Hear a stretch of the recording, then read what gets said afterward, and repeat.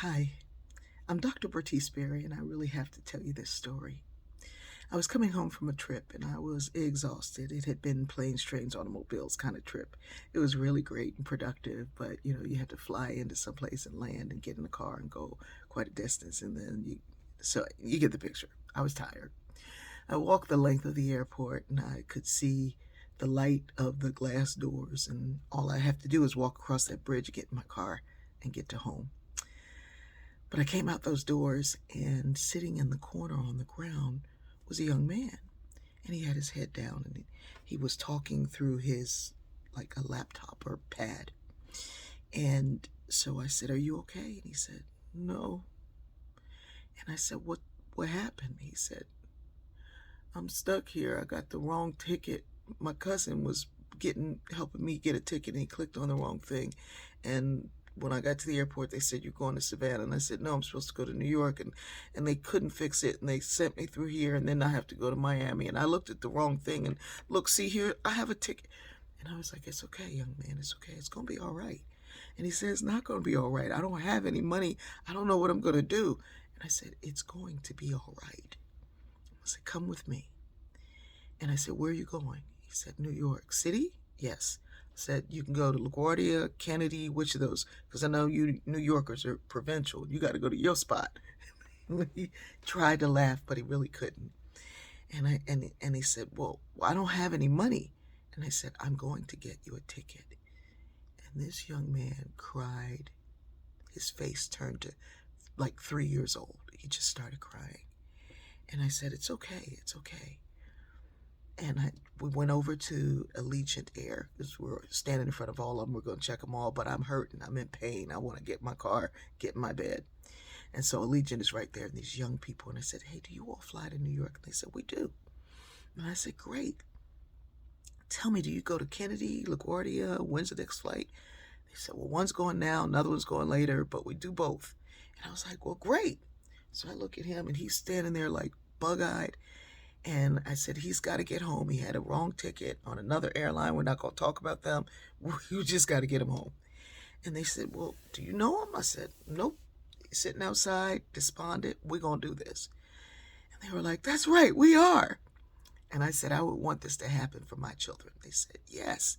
And I said, "I would want it to happen if you got stranded somewhere, because you're my children too." And they were like, "Yes." And they were all teary-eyed. And I said, "What's the ticket going to cost?" And they said, $158. And I was like, "What? How come I can't ever find any $158 tickets on the day of?"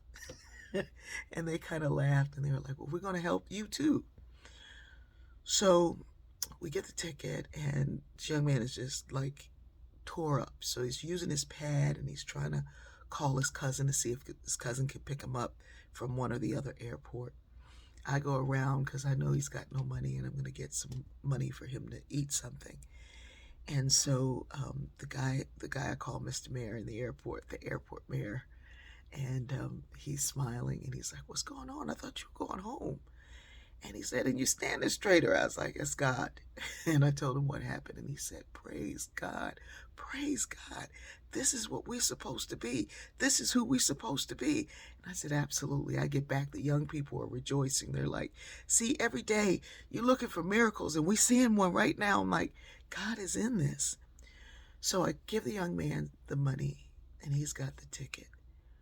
And he looks at the money, and he looks at me, and he collapses his 6'3" frame in my arms. And he said, Today was the worst day of my life. I lost my marriage, my children, I lost everything. My cousin was trying to help me, and everything seemed like it just kept getting worse." And he said, "And then here you come, and I don't know how I would ever pay you back." I said, "You can't pay back love. You just find ways to be more loving to somebody else." I said, "Somebody put me through a whole school. I'm just getting you to some other states." And he just was crying. He was crying. He said, "Can I please call my cousin?" I said, "Here's the phone." He called his cousin. His cousin said, "Let me talk to her." And his cousin's crying, "Thank you for taking care of my cousin. Thank you for taking care of my cousin." I said, "Baby, this is who we're supposed to be to each other." And then he said, Well, I don't know how, he said to his cousin, I don't know how I'm going to call you when I land. And his cousin said, well, find an employee, find somebody. I said, listen to me right now. You could walk up to a little old lady. You could walk up to a man in a business suit. You could walk up to anybody and they will help you. We've been telling the story wrong. We've been telling a story and then acting like it. We've been saying that people are mean and hateful and don't care, and then we act just like the story we've created. Today we're going to tell a different story, that people are kind and loving and that they care about you. And that when you get yourself together, you do the kind of thing that shows God that you appreciate God's love on earth. What we're doing is God's will be done on earth as it is in heaven. That young man cried all over everything. The gate agents cried. The airport mayor cried. I cried. The guy in my car went home. Called my sister. She cried. Told my daughter. She cried. Let's build a better world. I love you.